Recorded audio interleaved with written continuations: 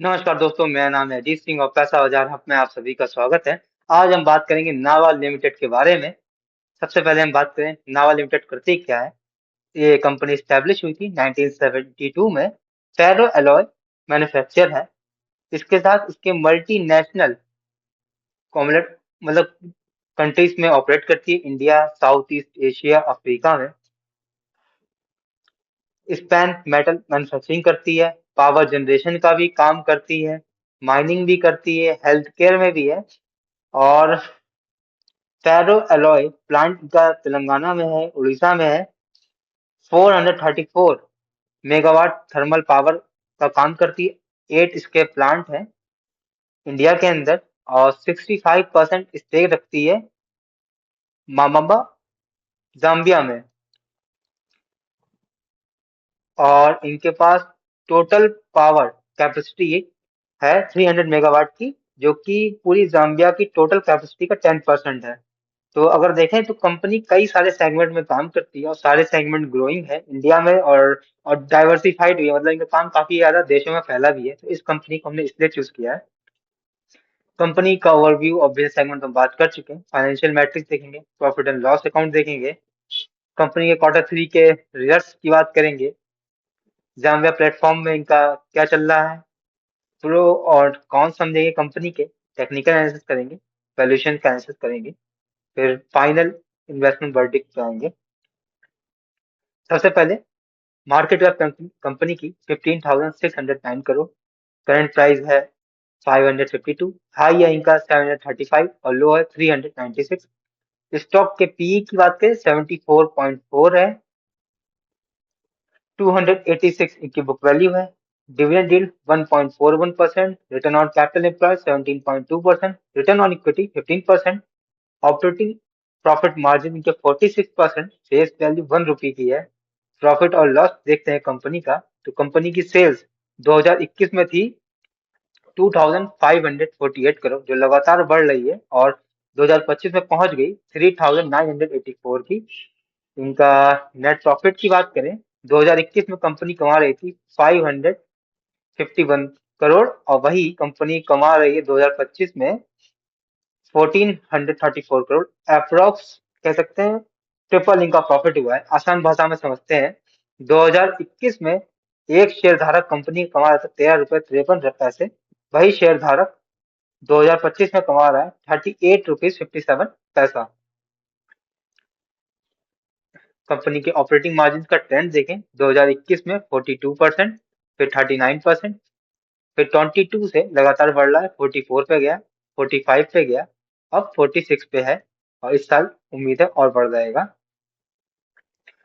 Quarter 3 के highlight समझ लेते हैं। कंपनी ने रेवेन्यू किया था 1061 करोड़ का, जो कि 7% की क्वार्टर ऑन क्वार्टर बेसिस पर ग्रोथ हुई है। और प्रॉफिट बिफोर टैक्स की बात करें, वो इनका 396 crore, 62.4% quarter on quarter basis पर ग्रोथ हुई है। तो काफी अच्छा कंपनी का प्रदर्शन रहा है यहाँ पर। ईयर ऑन ईयर देख लेते हैं, कंपनी काफी अच्छा कर रही है। शेयर होल्डिंग पैटर्न की बात करें, प्रमोटर्स की होल्डिंग मार्च में थी 50.13% और दिसंबर में आ गई 50.10%, लगभग स्टेबल मानेंगे। फॉरेन इंस्टीट्यूशन की होल्डिंग 9.74% से बढ़ करके 10.36% हो गई, बढ़ रही है। डोमेस्टिक इंस्टीट्यूशन की होल्डिंग 0.19% से बढ़ करके घट करके, सॉरी, बढ़ी है, 0.38% हो गई है। पब्लिक की होल्डिंग 39.93% से से घट करके हो गई है 39.16%। तो कंपनी का शेयर होल्डिंग पैटर्न काफी अच्छा है। जाम्बिया प्लेटफॉर्म में कंपनी का थोड़ा समझ लेते हैं क्या क्या चल रहा है। नावा 65% ओन करता है जाम्बिया की सब्सिडरी को, जो कि ऑपरेट करती है 300 मेगावाट का थर्मल पावर, जो कि 10% जाम्बिया की total power generation capacity hold करता है। तो फेज 2 इनका ये 300 मेगावाट है और ये 100 मेगावाट का सोलर प्लांट लगा रहे हैं। तो आने वाले समय में जाम्बिया प्लेटफॉर्म इन्हें $200 million plus annual revenue generate करके देगा 2028 तक की। टोटल कैपेक्स कर रहे हैं $400 million का। इसमें से डेप्ट ले रहे हैं लोग $290 million। डेप्ट प्लस इक्विटी का कंबाइन होगा। 65% पार्टनरशिप मिलेगी। और रेवेन्यू इनका 180 से 200 million पर ईयर का होगा। और ये टाइमलाइन, ये प्रोजेक्ट कब चालू होगा? प्रोजेक्ट चालू होगा 2027 से 28 के फाइनेंशियल ईयर में।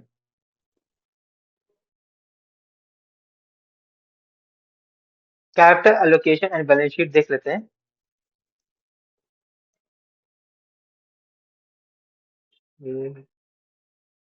सॉरी छोड़िए। प्रॉफिट एंड लॉस की बात करें, कंपनी का प्रॉफिट ग्रोथ 18.7% से हुआ है पिछले 5 साल में। कंपनी के मार्जिन काफी ज्यादा हाई है, 46% के, और लगातार बढ़ रहे हैं। जाम्बिया रेवेन्यू इंजन 180 से 200 मिलियन देना चालू हो जाएगा जल्दी, जब ये ऑपरेट कंपनी का ये प्रोजेक्ट पूरा होगा। तो ये पॉजिटिव चीज है। कंपनी के डेब्टर्स डे इंप्रूव हो रहे हैं, 180 डेज से 129 डेज हो रहे हैं।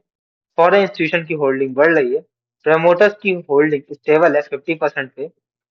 वैल्यूएशंस की बात करें तो पीई रेशियो 17.4 पे, जो कि रिजनेबल लग रहा है, ना ही ज्यादा एक्सपेंसिव है ग्रोथ वाली कंपनी के लिए।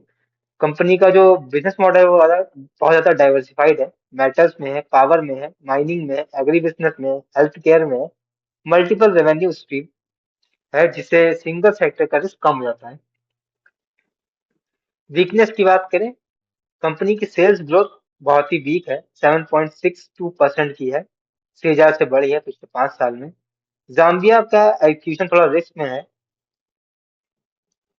एरियर 30.5 मिलियन का इनका एरियर है, जो कि कंपनी के कैश फ्लो को इम्पैक्ट करता है। हाई डेप्ट, कंपनी बहुत ज्यादा कर्ज ले रही है, $200 million का, जो कि थोड़ा सा एक नेगेटिव पॉइंट है।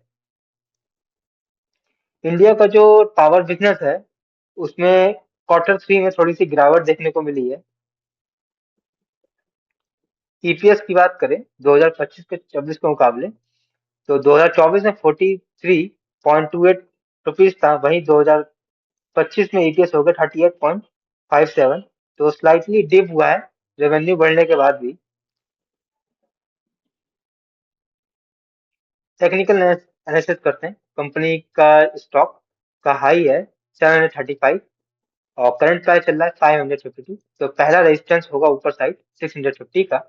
और सपोर्ट की बात करें तो इनके लिए 500 का। और उसके बाद इनका लो है 396। इन तीन चीजों को थोड़ा सा ध्यान में रखना चाहिए। 620 के ऊपर जब ये स्टॉक निकलता है तो हम मानेंगे रिकवरी का सिग्नल है।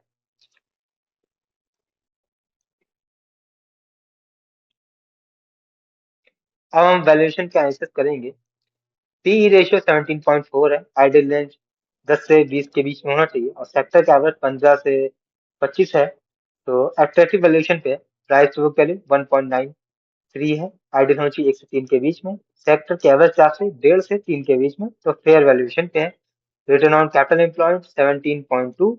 Return on equity 15%। दोनों ही चीजें 15% या 15% से ऊपर है तो good at benchmark. Operating margin company की बात करें 46% है। आइडियल होने चाहिए 20% से ऊपर। और जो सेक्टर एवरेज है 15 से 25, तो एक्सीलेंट, लगभग ऑलमोस्ट डबल है कंपनी के मार्जिन। Dividend yield 1.41%। आइडियल होनी चाहिए 1% से ऊपर, तो गुड। इंटरेस्ट कवर, जो इंटरेस्ट है कंपनी का वो हाई है, 3 से ज्यादा। आइडियल 3 से कम होना चाहिए। और सेक्टर का एवरेज लें तो 2 से 5 के बीच में, तो इससे कम है तो एक्सलेंट मानेंगे। और प्रॉफिट ग्रोथ देखें कंपनी की पिछले 5 साल की, तो 18.7% की है।